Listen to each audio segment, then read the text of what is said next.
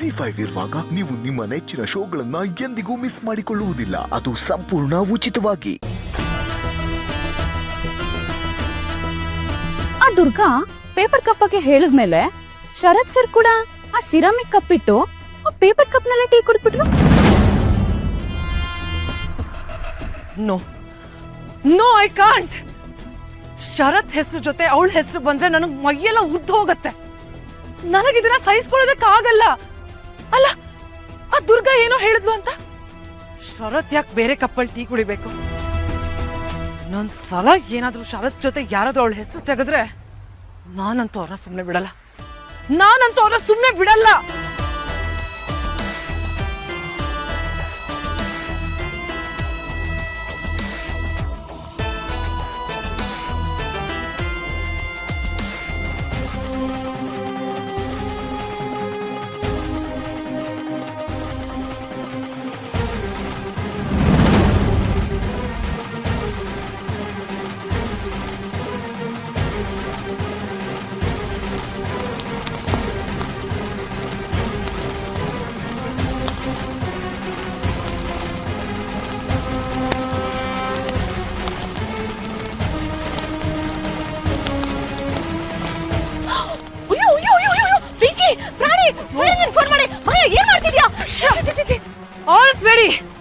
ಉರಿಲಿ, ಉರ್ದು ಭಸ್ಮ ಆಗ್ಲಿ.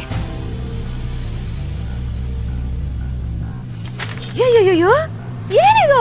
ದುರ್ಗಾ ದುರ್ಗಾ ದುರ್ಗಾ ದುರ್ಗಾ, ಏ ಪೇಪರ್ ತುಂಬಾ ದುರ್ಗಾನೇ ಇದೆ. ಏನ್ ಮಾಡ್ತಿದ್ಯಾ ಮಾಯ?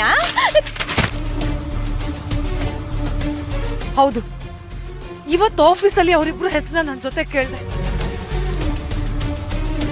ಯಾಕೋ ಗೊತ್ತಿಲ್ಲ, ಅದಾದ ನಂತರ ನನಗ್ ಸಹಿಸ್ಕೊಳಕ್ಕೆ ಆಗ್ತಾ ಇಲ್ಲ. ಪ್ರಿನ್ಸಿಪಲ್ ಅಂದ್ರೆ ಶರತ್ತು ಮತ್ತೆ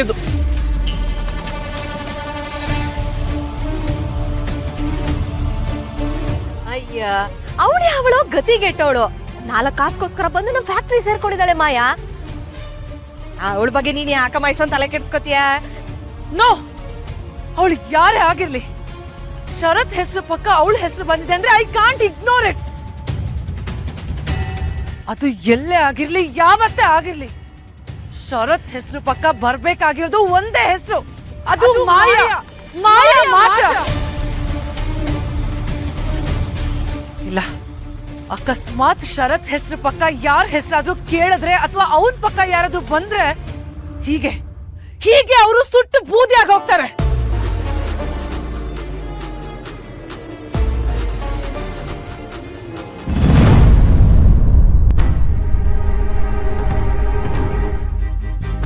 ಅಮ್ಮ, ನಿನ್ನೆ ನಿರೀಕ್ಷೆ ಮಾಡ್ತಿದ್ದೆ. ಅಮ್ಮ, ಯಾಕೆ ಹೀಗಾಗ್ತಾ ಇದೆ? ಮೊದ್ಲೆಲ್ಲ ದೇವ್ರ ಪ್ರಸಾದ ಜಗನ್ನಾಥ್ ಅವ್ರ ಮೇಲೆ ಯಾವುದೇ ರೀತಿಯಾದ ಪರಿಣಾಮ ಬೀರ್ತಾ ಇರ್ಲಿಲ್ಲ. ಆದ್ರೆ ಈಗ ನನ್ನ ಕೈಲಿ ಅವ್ರನ್ನ ನಿಯಂತ್ರಿಸೋದಕ್ಕಾಗ್ತಾ ಇಲ್ಲ. ಯಾಕೆ? ಅವತ್ತು ದುರ್ಗಾಪುರದಲ್ಲೂ ಹೀಗೆ ಆಡಿದ್ರು. ಮೊನ್ನೆ ಸ್ಟೋರ್ ರೂಮಲ್ಲಿ ಮಾಂಗಲ್ಯ ಸರ ಹಿಡ್ಕೊಂಡು ಹೀಗೆ ಆಡಿದ್ರು. ಇವತ್ತು ಹೀಗೆ ಯಾಕಮ್ಮ? ನನ್ಗ್ಯಾಕೋ ಏನೋ ಆಗ್ತಿದೆ ಅಂತ ಅನಿಸ್ತಾ ಇದೆ. ಏನಾಗ್ತಿದೆ ಅಮ್ಮ? ಶಕ್ತಿ ಹತ್ರದಲ್ಲೇ ಇದೆ, ಆದ್ರೆ ಅದ್ಯಾವತ್ತೂ ಇಷ್ಟ ಹತ್ರ ಬಂದಿರ್ಲಿಲ್ಲ. ಅದರ ಪ್ರಭಾವಳಿಯ ಪರಿಣಾಮ ಇದೆಲ್ಲ. ಆ ಶಕ್ತಿ ಇಷ್ಟ ಹತ್ರ ಬರೋದಕ್ಕೆ ಹೇಗ್ ಸಾಧ್ಯ? ಅವತ್ತು ಪ್ರೇತ ಸಂಸ್ಕಾರ ಅರ್ಧಕ್ಕೆ ನಿಂತಿದ್ರ ಪರಿಣಾಮ. ಅವತ್ತು ಅಚಾನಕ್ ಆಗಿ ಮಳೆ ಬಂತು. ಅದು ಪೂರ್ವ ನಿರ್ಧರಿತ ಅನ್ಸುತ್ತೆ. ನಮ್ಮ ಗುರಿ ಸಾಧನೆಯ ದಾರಿ ಸುಲಭ ಅಲ್ಲ, ಕಷ್ಟ ಪಡಬೇಕು. ಆದ್ರೆ ಈ ಸಮಸ್ಯೆಗೆ ಪರಿಹಾರ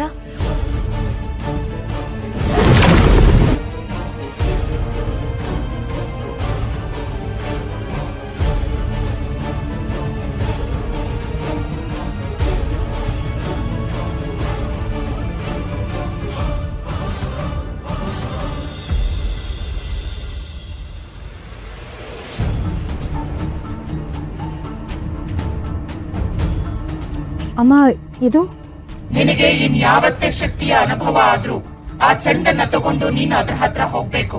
ನಂತರ ಆ ಚೆಂಡನ್ನ ಅವ್ರ ಹತ್ರ ಬಿಡು. ಇದು ಆ ಶಕ್ತಿನ ವಶಪಡಿಸ್ಕೊಂಡು ಅವ್ರನ್ನ ತನ್ನ ಬಲೆಗೆ ಬೀಳಿಸ್ಕೊಡುತ್ತೆ. ಅಷ್ಟಾದ್ರೆ ನಿನ್ನ ದಾರಿ ಸ್ಪಷ್ಟ ಆಗುತ್ತೆ.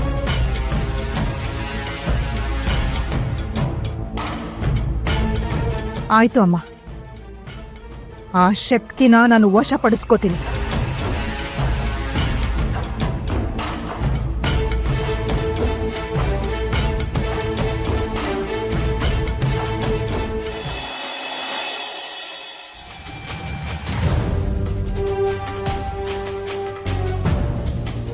ಏನಾಯ್ತು? ಮಾಳವಿಕಾ, ದಾಕ್ಷಾಯಿಣಿ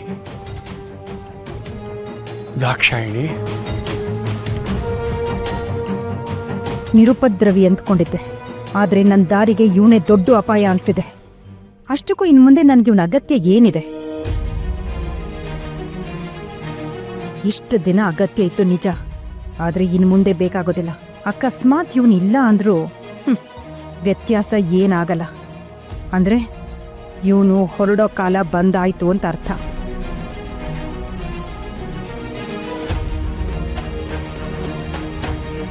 ನೋಡೋಣ, ಮತ್ತೇನಾದ್ರೂ ಇವನ್ ಬಾಯಲ್ಲಿ ದಾಕ್ಷಾಯಿಣಿ ಅನ್ನೋ ಹೆಸರು ಬಂದ್ರೆ ಆಗ ನನ್ನ ದಾರಿಯಿಂದ ಆಚೆ ಕಳಿಸೋದೆ.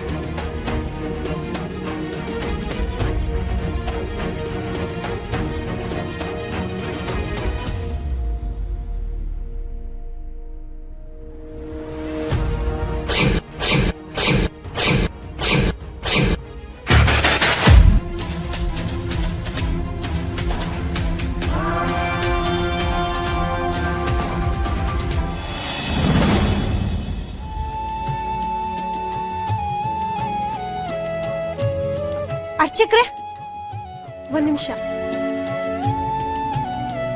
ಅರ್ಚಕ್ರೆ, ಇದೆಲ್ಲ ಏನ್ ಸೀರೆಗಳು? ಇದೆಲ್ಲ ದೇವಿ ಹರಕೆ ಸೀರೆಗಳಮ್ಮ. ಅರ್ಚಕ್ರೆ, ನೀವೇನು ಅನ್ಕೊಳಲ್ಲ ಅಂದ್ರೆ ಈ ಸೀರೆ ಎಲ್ಲ ನನಗ್ ಕೊಡ್ಬೋದಾ? ನಿಜ ಹೇಳ್ಬೇಕಂದ್ರೆ ಈ ಸೀರೆಗಳನ್ನ ನಾನು ಮಧ್ಯಾಹ್ನನೇ ಎತ್ತಿಟ್ಬಿಟ್ಟಿದ್ದೆ. ದೇವಿ ಲೀಲೆ ಏನೋ ಈ ಸೀರೆ ನಿನಗೆ ಸೇರ್ಬೇಕಿತ್ತು ಅನ್ಸುತ್ತೆ. ಎಲ್ರು ಅವಳದೇ ಗುಣಗಾನ ಮಾಡ್ತಾರಲ್ಲ, ಅವಳೇನ್ ಸಹಾಯ ಮಾಡಿದಾಳೆ ಅಂತ ಎಷ್ಟು ಬಿಲ್ಡಪ್ ಕೊಡ್ತಾರೋ. ತಗೊಳಮ್ಮ, ಇದು ನಿಂಗೆ ಅವಶ್ಯಕತೆ ಇದೆ ಅನ್ಸುತ್ತೆ. ಧನ್ಯವಾದ ಅರ್ಚಕ್ರೆ. ಒಳ್ಳೇದಾಗ್ಲಿ.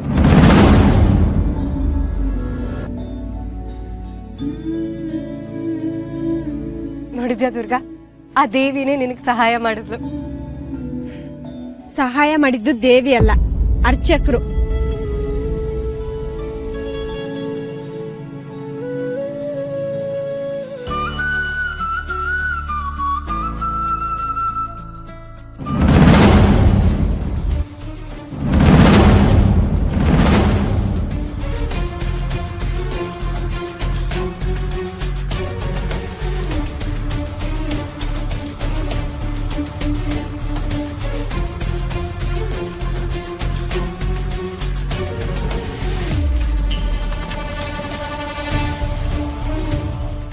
ZEE5 ಆಪ್ ಡೌನ್ಲೋಡ್ ಮಾಡಿ ಎಲ್ಲಾ ಸಂಚಿಕೆಗಳನ್ನು ಸಂಪೂರ್ಣ ಉಚಿತವಾಗಿ ನೋಡಿ.